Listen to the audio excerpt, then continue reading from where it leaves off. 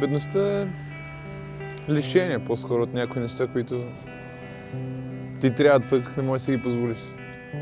Не, в момента съм безработен от 2 месеца. Сега дори останах и без дом и тук спя в едно мазе. Притеснявам се най-вече, че може би образованието ни не е много добро и това, което излиза заедно с моето поколение, не сме подготвени. Просто аз завърших висше образование и не можах и да разбера как стана. Ограничавам се от... Аз лично нямам кой знае какви проблеми, защото съм сам и нямам отговорности, но лично моите решения не са нищо сравнение с другите хора. Имайки предвид тези амбициозни цели, Европейската комисия ще насърчи и ще подкрепя широк обществен дебат на местно, национално и европейско ниво.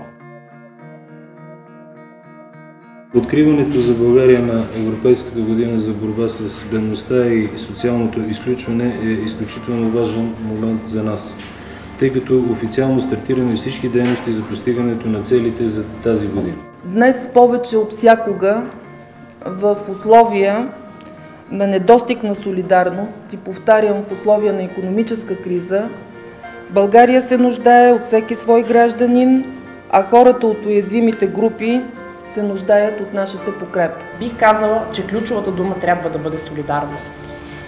Успешното провеждане на Европейската година зависи от всички нас.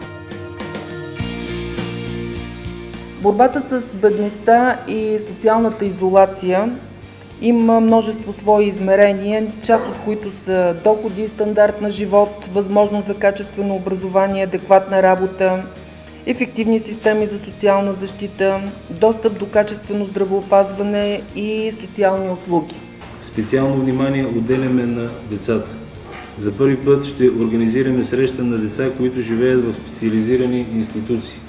Освен това ще дадем възможност те да покажат, че имат таланти, както всички останали деца в нашата страна. Виждането на Европейската комисия е, че успехът на годината се крие в мобилизирането на колкото може повече хора и по-широк кръг от организации – правителствени и неправителствени, представители на бизнеса, медии и широкото общество.